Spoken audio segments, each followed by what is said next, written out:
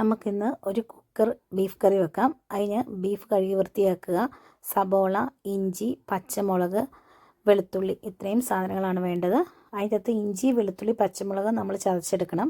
Cooker അടുപ്പേ വെച്ച് അതിലോട്ട് നമുക്ക് ബീഫ് കഴുകി വൃത്തിയാക്കിയ ബീഫ് ഇട്ട് കൊടുക്കാം. അതിലോട്ട് നമ്മൾക്ക് അരിഞ്ഞു വെച്ചേക്കുന്ന സബോള, അതോടൊപ്പം ചതച്ച് വെച്ച ഇഞ്ചി, പച്ചമുളക് എന്നിവയും കൂടി നമുക്കിട്ട് കൊടുക്കാം.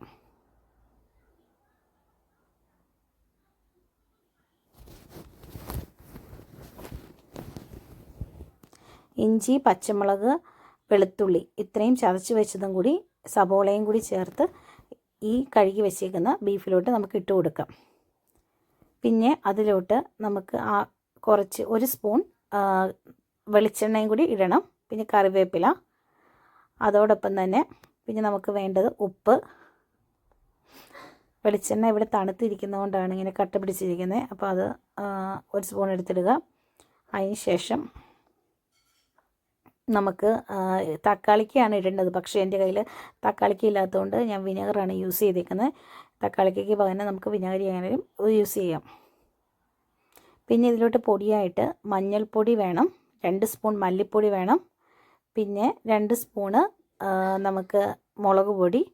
പിന്നെ ഞാനിവിടെ യൂസ് ചെയ്തേക്കുന്നത് ഗരം മസാലയ്ക്ക് പകരം ബീഫ് മസാലയാണ്. അതും ഞാൻ ഒരു 2 സ്പൂണ് ഇട്ടിട്ടുണ്ട്. പിന്നെ പെരിഞ്ചീരകവും കൂടി 1 കൈപ്പിടി വേണം.